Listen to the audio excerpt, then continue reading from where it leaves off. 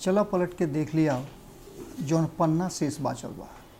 चला पलट के देख लिया जौन पन्ना शेष बाचल बा। आवो समेट लिया जौन अवशेष बाचल बा। आवो समेट लिया जौन अवशेष बाचल बा। समय कब कहाँ केहू खातिर रुकल बा। समय कब कहाँ केहू खातिर रुकल बा। हर बेर एकरा आगे तो आदमी ने झुकल बा। गोड़ लागत नहीं हेरा से अभिनंदन वर्ग के अपना कार्यक्रम जना के नाम हो खूटा ठोक के।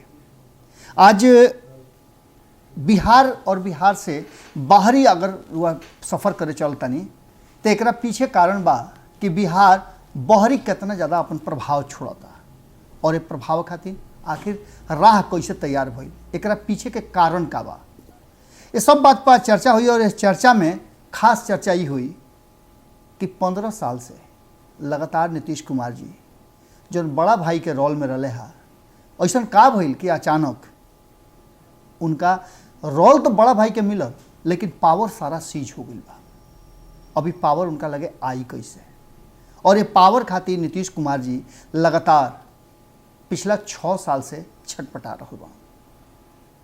एक पीछे जब तर्क संगत बात रुआ सामने पहुंची तो रुआ अपने समझ ले कि कैसे नीतीश कुमार जी आज इस छटपटाहट में बाण और इस छटपटाहट से उनका के दूर के निकाली। हेडलाइन तो रुआ देखबे कैले हो कब हेडलाइन में ये बात आज क्लियर हो रहा बा और एक प्रयास कई दिन से लगातार चल बा, कई महीना से चल रहा बा। जब से लालू प्रसाद जेल से बहरी अइले उनका बेल मिलल तब से कई दूगो बात मुख्य रूप से चर्चा में रहे। पहिलका तो ये कि कितना वो स्वस्थ हुई हैं, शारीरिक रूप से कितना सक्षम हुई हैं, चूँकि राजनीतिक रूप से तो उनका ऐसा ना आरोप प्रत्यारोप के दौर और ऐसा ना कानून बन गई बा जना से वो सक्रिय राजनीति के हिस्सा ना ले सकेले। लेकिन एक पीछे एगो और बात बा, सक्रिय राजनीति में अपने हिस्सा ना ले सकेले लेकिन कोचिंग तो दे सकेले। अब वो कोचिंग देवे के तैयार बान और कोचिंग पूरा जम के दे रहा बान। एक खाली फिर से चर्चा शुरू हो गई बा कि लालू फिर से लेके आई हैं नीतीश कुमार के संगे। ये चर्चा के पीछे के कारण का बा तो देखिए, झगड़ा भइला के बाद आपस में लड़ाई भइला के बाद जो प्रेम होला वो बड़ा मजबूत होला, कारण कि एक दूसरा के ताकत के रुआ अंदाजा हो जाला। ये अंदाजा नीतीश कुमार जी के बहुत पहले हो गई रहे। यह कारण रहे कि 2015 में संगे आकर के भारतीय जनता पार्टी के पटक के दिखा दिल रहे लोग कि आखिर अपराजय नहीं है भारतीय जनता पार्टी, ओकरा के पटकल जा सकेला। अब वर्तमान में फिर से ही चर्चा काहे शुरू हो गई जबकि नीतीश कुमार जी लगातार यह बात के कोशिश करता कि उनका आवे के मत पड़ो तेजस्वी यादव के संग है, कारण कि तेजस्वी यादव से डराए के भी कारण बा। उनका यह बात के एहसास हो गई बा कि तेजस्वी यादव अपने तो बढ़ले बढ़ संगे संगे लालू प्रसाद के अइला के बाद उनका ताकत कई गुना बढ़ जाता। इस सबसे बड़ा कारण बा जो नीतीश कुमार के परेशान करता। अच्छा, दूसरा का सबसे महत्वपूर्ण बात बा कि अब तेजस्वी यादव यह बात खातिर रिझिया गई बड़न कि भाई जब अब संबंध एक संगे होई, चाचा भतीजा के मेल हुई तो मेल में चाचा के गद्दी से उतरे के पड़ी। अब बिहार ना बिहार से बहरी खातिर सोचे के पड़ी। एक कई हाली वो धीरे से इशारा कर चुकल बड़े। नीतीश कुमार जी मन तो जरूर बनावता लेकिन मन बनावे के पीछे उनका पार्टी के भी बहुत सारा ऐसा लोग बा जौन वर्तमान परिस्थिति में ये नहीं खे चाहत। रुआ देख ले कब कि कैसे नीतीश कुमार जी के नाम प्रधानमंत्री के उम्मीदवारी के रूप में आगे आयल और उनके पार्टी के कई लोग बा जो नहीं कहता कि ना ये सब आलतू फालतू बात हो, एक बात करे वाला लोगे गलत बा। माने बुझ ली रुआ ये बात तो 2014 में भैया 2013 में होत रहे। नीतीश कुमार जी भारतीय जनता पार्टी से बहरी काहे खातिर आई रहन कि प्रधानमंत्री नरेंद्र मोदी मत बनस, अगर बन जी हैं तो देश के सत्यानाश हो जाई। लेकिन आज फिर उनके संगे बाड़न। देश के सत्यानाश भइल कि ना भइल, का भइल, कतना नीतीश कुमार जी देश के सत्यानाश होकर से रोक दिले, ये अलग बात बा, ये अलग विषय हो सकला चर्चा के। लेकिन वर्तमान परिस्थिति में नीतीश कुमार जी अपन जो व्यवहार बा ओकरा में कभी एने कभी ओने वाला परिवर्तन कर रहा बा। अंगुरी डाल डाल के चेक करता कि कौना तसला में पानी गरम बा। एकरा संगे संगे अभी बहुत सारा ऐसा बात बा जना बात के लेकर के आज के चर्चा में हम रुअलों के सामने कही जाता नहीं। 18 साल के बाद आखिर पार्टी के निर्माण के 18 साल के बाद 23 साल के हो गई जदयू, 18 साल के बाद सवर्ण के आखिर अध्यक्ष काहे बनावल गई, एकरो पीछे रणनीति बा। ये ऐसा ही नहीं है कि मनगुप्ते नहीं हो गई, ऐसा नहीं हो गई कि आरसीपी सिंह केंद्र में चल गई, मंत्री बन गए, केंद्रीय मंत्री बन गए तो उनका जगह पर ललन सिंह के लिया दिहल गई। ऐसा बात नहीं है, एक पीछे रणनीति बा और नीतीश कुमार के रणनीति बा कि वोट के प्रतिशत का हुई। सबसे बड़ बात जौन बा उर्वा अगर जोड़ घटाव गुना भाग करके देख ली तो MY जो मुस्लिम और यादव समीकरण बा ओकरा के A to Z करे खातिर तेजस्वी यादव आगे हाथ बढ़ा दिले बड़े। अपन राष्ट्रीय अध्यक्ष भले ही लालू प्रसाद के रखले बा लोग, पार्टी के लोग, लेकिन प्रदेश में के बा, जदयू से लड़ाई केकरा बा, निश्चित रूप से आरजेडी के बा। और यह लड़ाई में जब एने सवर्ण बा तो उन्हू सवर्ण के रखल गई बा और एक पीछे कारण बा कि कहीं ना कहीं सवर्ण वोट के अपना खेमा में ले आवे के। तो ये पहला रणनीति है।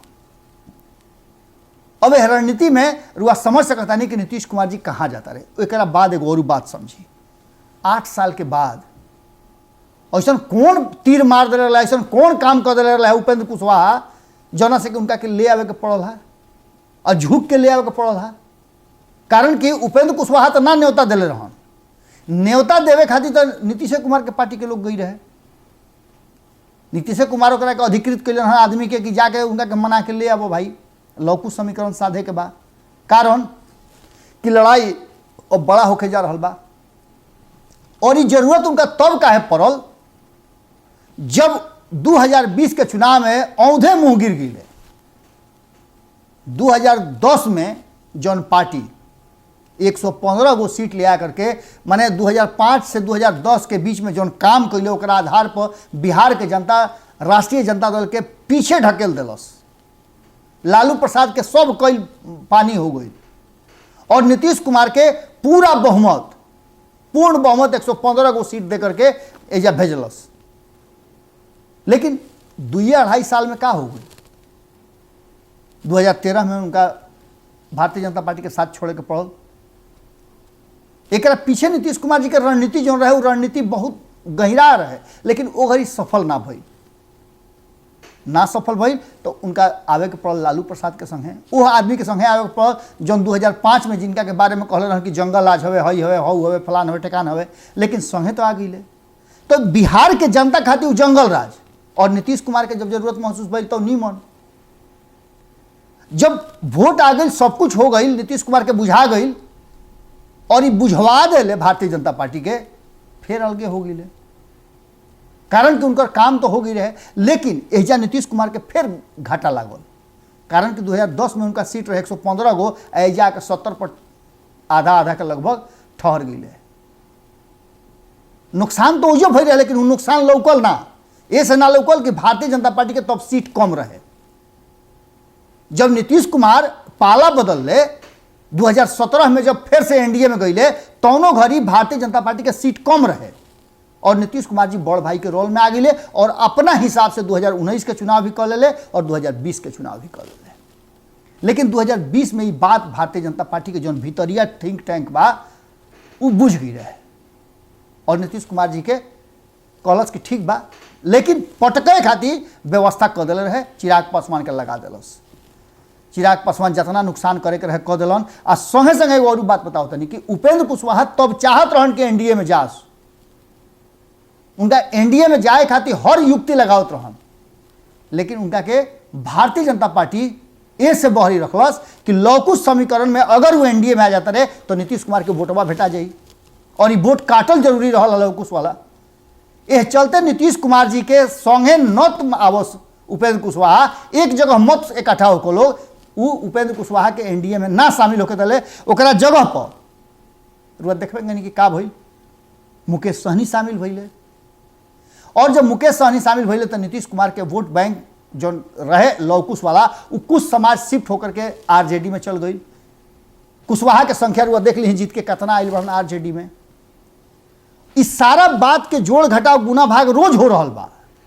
एक से एक सोचे वाला विचारे वाला लोग बैठल बा, दिन भर हिसाब किताब कर रहा बाड़े। अब नीतीश कुमार जी के पैंतरा का बा, तो एक तरफ जहाँ तेजस्वी यादव के आगे बढ़वा के जातीय जनगणना क के, जातीय जनगणना के डिमांड क के, और भारतीय जनता पार्टी नरेंद्र मोदी के, अमित शाह के बैकफुट पर ले अले कि जातीय जनगणना करावो।